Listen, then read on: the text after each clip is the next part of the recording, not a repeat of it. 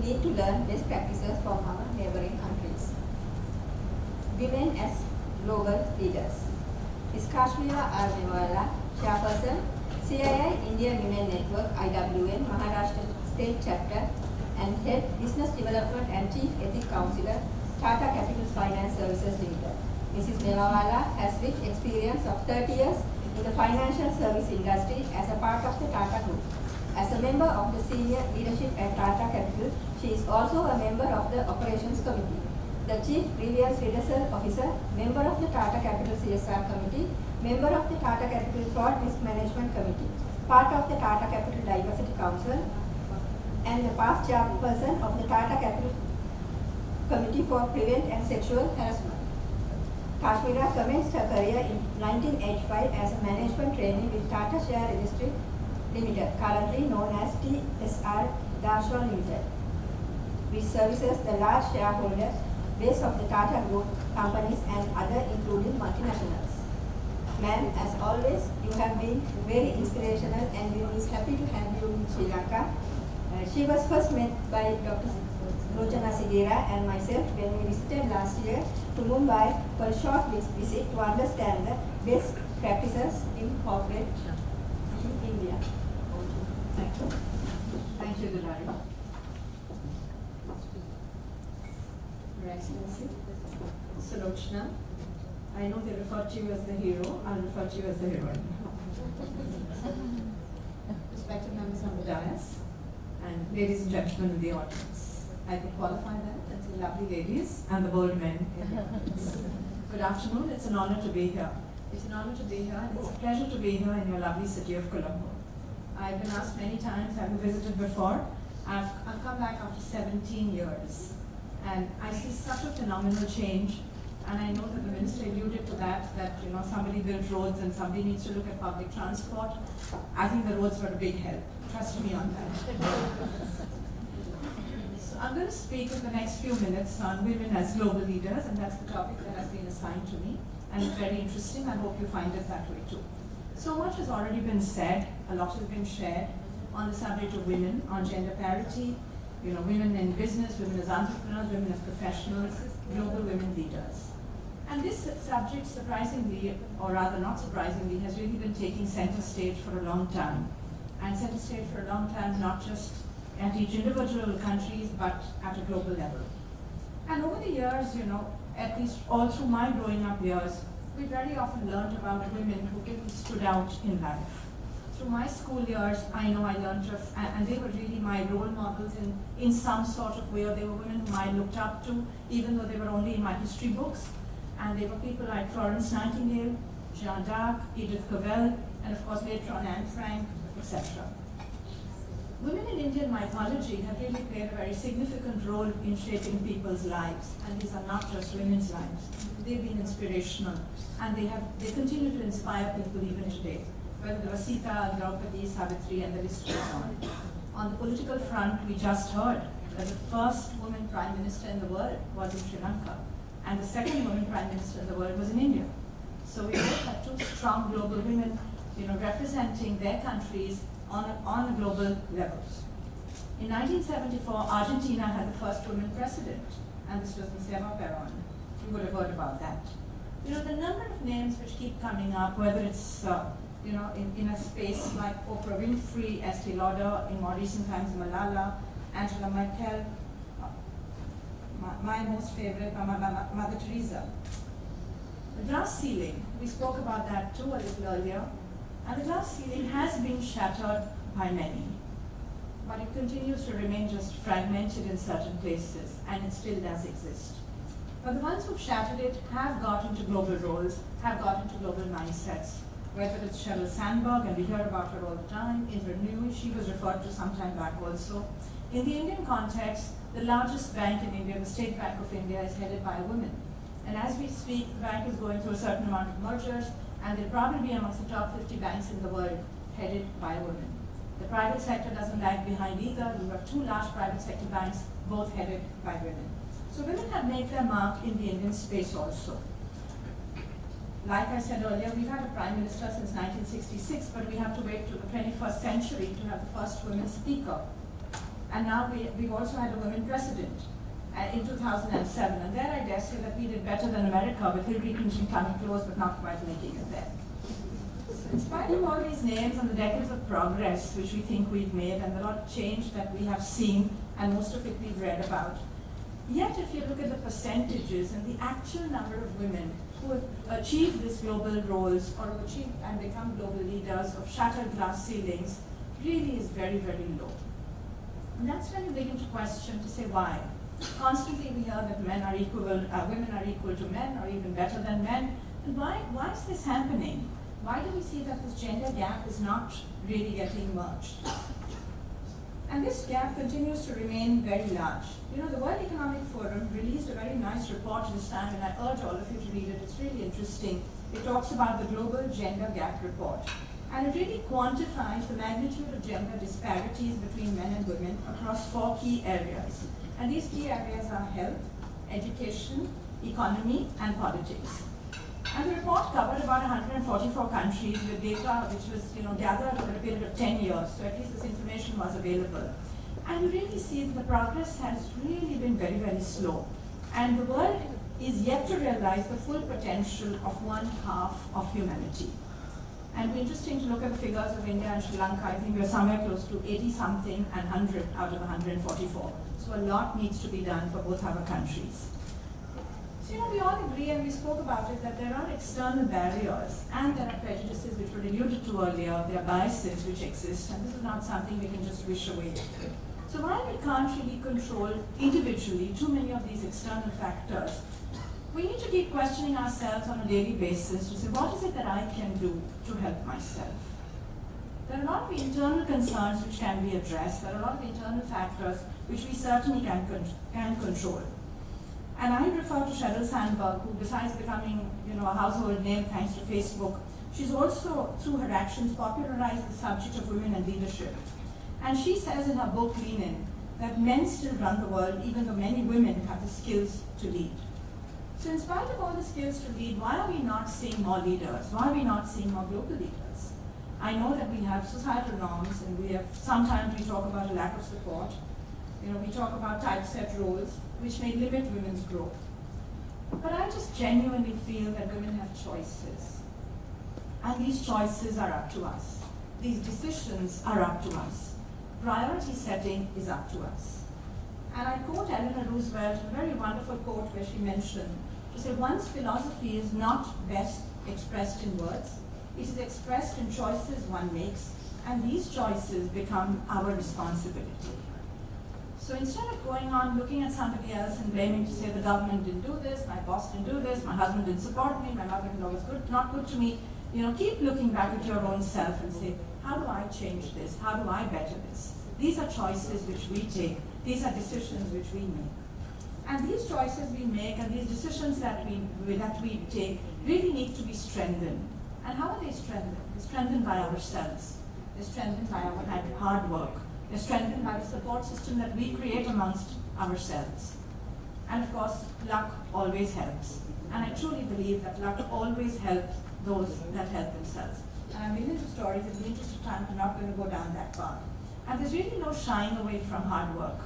There's a beautiful quote from Mr. J.R.D. Tata. I come from the Tata group, so I'm very passionate about the group. Naturally, I've been there for 31 years. He used to be the ex-chairman of Tata Sons, and he really took the group from a certain level to a much higher level. And his one sentence said it all, and he said there's no substitute for hard work. We could probably, in my own words, go and add the word smart to that also. I think it's not just hard work, it's coupled with a bit of smartness, so a bit of smart and hard work that we need to do. And really, if you look at all of our desire to occupy that corner office, and why not? If we have the skills for it, we have the ability for it, it's become a national agenda, so you'll have less people fighting you, even if they want to. So why can't more women occupy the corner office? I think somebody referred to right now, but the percentages of women are pretty low even in corporate life, and only 4% of women at the S&P 500 companies really occupy the corner offices. So why are women not building these billion-dollar conglomerates? Why are they not taking hard financial decisions? Why aren't they globe-trotting just like their men are? It is a hard climb, and particularly in these positions, because then you're going to be shoulder to shoulder, in an industry which might be dominated by men. You could be shoulder to shoulder in an organization which is dominated by men. So is this really a struggle for power? And what does it mean to be a powerful global woman leader? And I think somebody referred to the word power, so I'm not going to spend too much time. But to me, it's not about aggression. It's not about stomping the table. It's not about walking out of a room. I think it's about the area of influence that you can generate and that you can create. I mean, are you an influencer? Are people looking up to you? Are people really changing their stance because you said something and said something right? Are you helping people to realize their dreams? You have to become an influencer if you want to become a leader. It's not only about aggression. So just keep that in mind. Of course, education and skills, no-brainer. It's the starting platform. It plays a huge role in getting this started. In India, if you look at the percentage of women that are really qualifying from schools and colleges, it's gone really, really high. And you find a large number of women even entering the workforce today. But somewhere, there is the leaky pipeline, it still exists. And even the minister alluded to that when he mentioned that people drop off. And they drop off due to certain life cycle changes that take place. And I know a very large one, and that was referred to by people on the dais, it's maternity. Of course it is. I mean, it's a very normal, natural feeling. It's something women need to celebrate and not sulk about. And don't worry if you don't get the promotion for the next 1 year. You've got something else to enjoy. You've got something else to celebrate about. So this is where you control yourself. But as good corporate organizations, I think the organization needs to come forward to say, you're important to us. We will handle you through this period because we don't want to lose you. In the Tata Group, I'm very pleased to say that our maternity leave policies are now 7 months of paid leave. And that is followed by, I can see a lot of shock in the room. And that is followed by a lot of other facilities like flexi timing, work from home, work from some other branch, childcare leave, special childcare maintenance, etc. So I do consider myself very privileged to belong to that group. And the maternity law has also been, the Maternity Act has been accepted in Parliament in India. It will soon be, the bill has been proposed, it will soon become an act. And you very soon find that all Indian companies will have to offer at least 6 months of paid leave. And I know that the Deputy Minister alluded to this when he mentioned that it's important because women continue to stay with the organization and the women feel welcomed. I think it's also a difference it will make to how men look at women. Because the moment it becomes a law, the moment it becomes an act, or the moment you have a corporate who stands up with a flag and says, I want to protect my women, I don't want to lose my women at this biological time in their life, men will look at women differently. So it's not just about being nice to women. I think this is a business case, and therefore we have to accept it. Very often we talk about, when we talk about gender diversity, we talk about hiring. Now, how do you hire 50% of your workforce as women? It becomes really difficult. I sit on a number of the interview panels, and I know how difficult it is. You have men, women, men, women. So it really becomes difficult. So where are the women? So of course you do everything that it takes because, like my colleague from IFC mentioned right now, when the intent is honorable, there's a reason why you're doing it. You're not just doing it because I think I just need more women. No, there is a business case. There's an economics to it. I need that diversity to come in because 50% of the world is women. 50% of the buying decisions are taken by women, or in fact even more, really. So I need that diversity. So while recruitment is an extremely important function to ensure that we have a pipeline which tomorrow will actually generate these global leaders going ahead, we also have to understand that organizations need to look at their retention policies. How women-friendly are we? And it's not very difficult because these are simple things, we just have to accept them. A lot of organizations turn around and say that there is a cost to handling this. There's a cost to doing business. Why would I choose a woman over a man when I know that this is going to be more expensive? So when we look at your balance sheet, if you want life to get better for you and your organization, I'm sure there is a woman waiting for that role. But I think women need to make these choices also. Women need to set their priorities right. And you have to remove guilt from your system. Somebody spoke about it on the dais. And I think that the story was of Sheryl Sandberg herself, where she said, her child was upset that the mother didn't come to school. And I think you've got to understand that if you're doing this for your children so that they have a better stance in life, so that they have a better upbringing, so that you can spend that much more money and give a lot of creature comforts, coupled with your love and affection, coupled with quality time, I think the child will accept it. I mean, I've seen a number of women who work with me whose children are beautifully brought up. I don't see any difference from my cousins who stay at home and bring up their children. So I think this guilt has to just get out of the system. And similarly, just like we remove guilt from our system, we also have to remove that inner desire for those women who work because money is essential. So some people work because they want to enhance their standard of living. Some work because it's important to pay the fees and it's important to pay the bills. So it's also important to understand that if you have a position, you have, for whatever reason is important to you, please don't undermine that. And please make the most of what you have in life. Please celebrate. Please spend quality time with your children and your families. It's very important. You know, when we started Tata Capital, I've been with the group for 31 years, and I'm part of the founding team at Tata Capital. And when we started this company about 10 years ago, I remember telling my managing director that I don't have children, but I'm an old mother and an old mother-in-law. So I said my priority will always be my family. And he says, you know what, mine's no different. So I think we have to accept the fact that we prioritize. And it doesn't mean when you say family is important, you're going to ever ignore your work. You just understand your priority for that day and that point of time. Excuse me. Please accept the fact that support is important. Support both at home and support in the office or support in your profession or wherever you are. It's not embarrassing to ask for help. It's not embarrassing to go and request your mother-in-law, your mother, or your sister, or whoever it is, that, you know what, on this and this day, I need this help. I think it's okay. And similarly, learn to give back. And this is this whole sisterhood and womanhood that we talk about. You know, we recently celebrated Women's Day back home in Mumbai, and we had 400 women in a room, and somebody got up and said, you know what, please turn around, shake hands with the woman next to you and give her a hug. You don't know if she's had a hard day. So you might want to do it now. Do it now. See how pretty you look when you laugh. You know, don't compare your life with somebody else's. Don't compare your corporate life with somebody else's. Be content with what you have. Strive to achieve what you want to achieve. Everybody has stories. Everybody has their own life. And I think we just need to march ahead. There are people who need a hand, give it. And sometimes you need something, reach out for it. So like, again, Sheryl Sandberg, reach out, lean in, do whatever works, but please do that. You know, the word that has really helped me in very good gem in life has been the word balance. In anything that we do, I think the word balance becomes extremely important. Whether it's balancing priorities, whether it's balancing your dreams and aspirations, whether it's balancing a sense of right and wrong. And I think this becomes extremely critical and extremely important. And through this balance, remember, the most important factor there is you. Is you are at center stage. You take decisions, you make choices, you are responsible. So as you grow up in life, we did hear somebody else say, it gets a little lonely at the top. It does get a little lonely at the top, I can assure you that.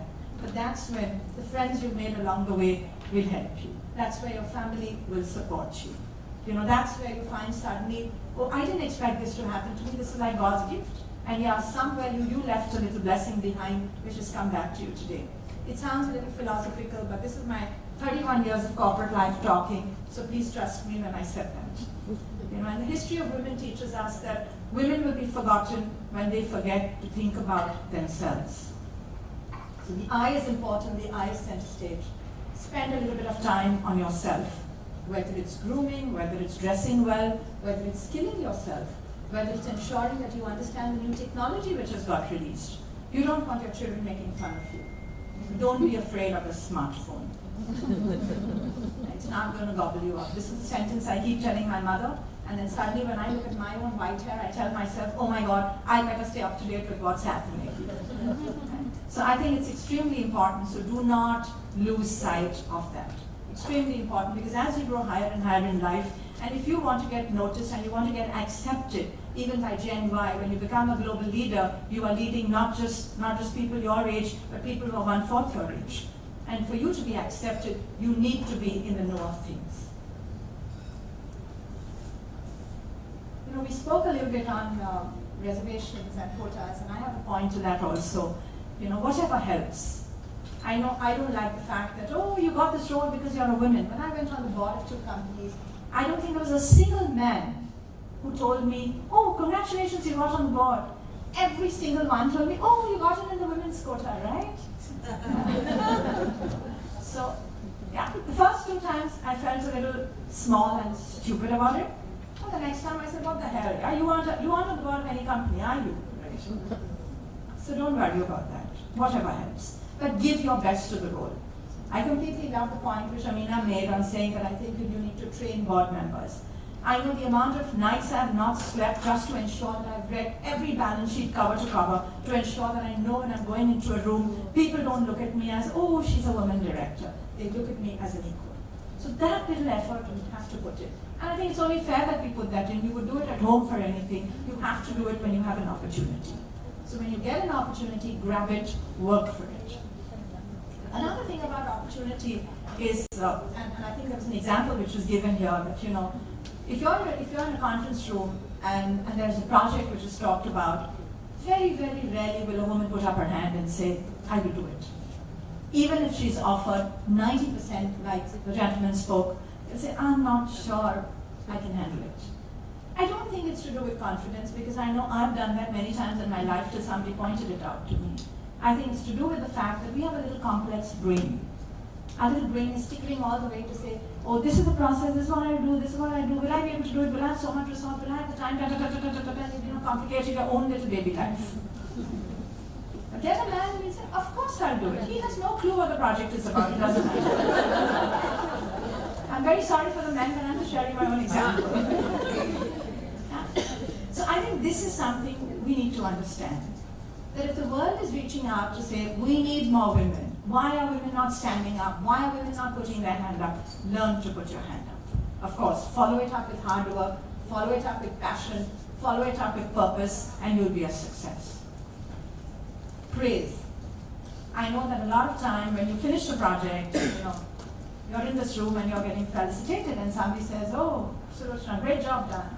And you're like, oh, I really didn't do it. And my colleague did it, and so did it, and all. Get a man up there, and he wouldn't have done a single thing, and you say, oh yeah, cool. So I think learn to accept that praise. Because when you learn to accept it, you pave the way for 2 more women to get into that position. So these are little things, but this is when, when we talk about gender biases and typeset roles, we're just encouraging that when we do this ourselves. So if we don't play the card nicely, you're going to have 20 other men who just once again believe that, girls are about Barbie dolls and everything macho is with the men. I'm really sorry on the men on the dais, don't hammer me when I'm back. We spoke about women on boards, and I was very happy with the regulation because, India jumped about 50%. We have about 12% or so women on boards today.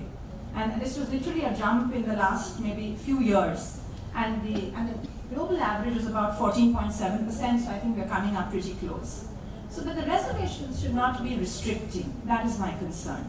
So as women, we need to use these as stepping stones of success, but then let go of the reservations, don't cling on to it.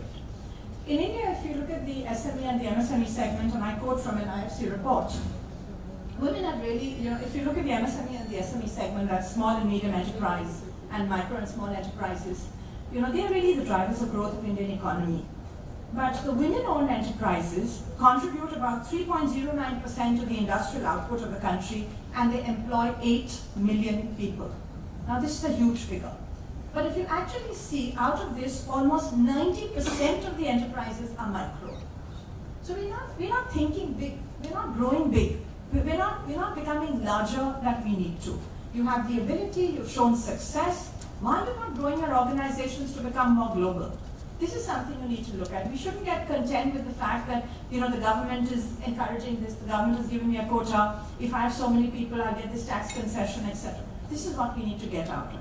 These quotas and reservations should not become restricting.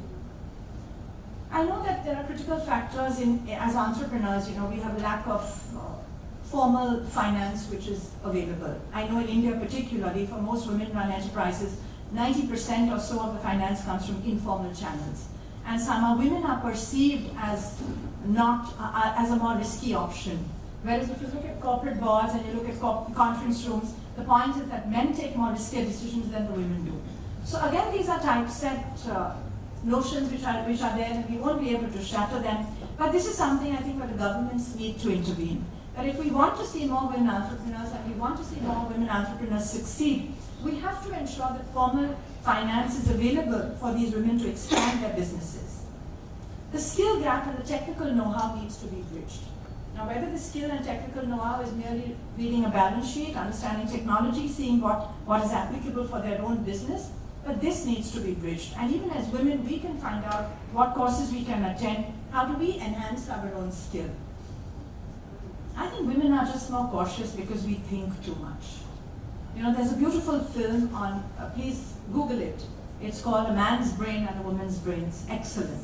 Yeah, it talks about how a man has a brain is in one little box. When he talks about a car, he picks up that box, he finishes it, he puts the box inside and the brain closes it. But when a woman talks about a car, it's wired to her children, her nanny, her maid, her mother-in-law, her office, her project, etc., etc. So it's a beautiful film, please go and see it. But I think women have inherent qualities which allude to their success. And I'm very proud to say that, I'm happy to say that women look empathetically at a lot of things. I think women can bring a lot more charisma into a room, a lot more color into a room, a lot more passion into the room. Yeah. And this is something we need to build on and not shy away from. I don't believe that women need to be men in a men's world. I think we need to be just ourselves in whoever's world that we are. Please dream, it's important, but the dream means nothing if there's no action. You know, things don't drop from heaven, but there's always that little hand called luck which kind of blesses you when you've worked hard for yourself. And every time before you have an entitlement mode, question yourself, what is my right to win? Why should I be successful? Why will somebody buy my product? Why will somebody give me that promotion? Why will I get the corner office? Why will I become the CEO of the company? What is my right to win? And it's when you question that, you begin to know what are the faults that you have, or what is it that you need to set right, or what are your strengths that you need to grow on. And as I end, I'd just like to say a few points that women and girls are the world's biggest unharnessed resource and a terrific return on investment.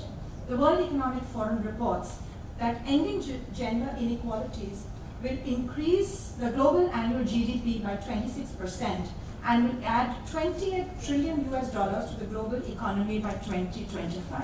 Now, if this is not a business case, I don't know what is. McKinsey reports that having 30% more senior leader roles significantly improves the financial performance of operating companies. And if your actions inspire others to learn more, to dream more, to achieve more, you have become a leader. You know, please count your blessings. Look around you. Already in this room full, I'm sure you are the lot more privileged lot of Sri Lanka. I certainly consider myself to be privileged. You know, so while we can keep asking what can the world do for us, you need to think back and say, what can I do for somebody else? And it's time to give back. I know some other colleague of mine also said that. That's my favorite line, that said it's time to give back. So count your blessings, give back, rise to the occasion, work hard. I don't think there's any substitute, and we certainly have far more global women leaders. Thank you and all the best.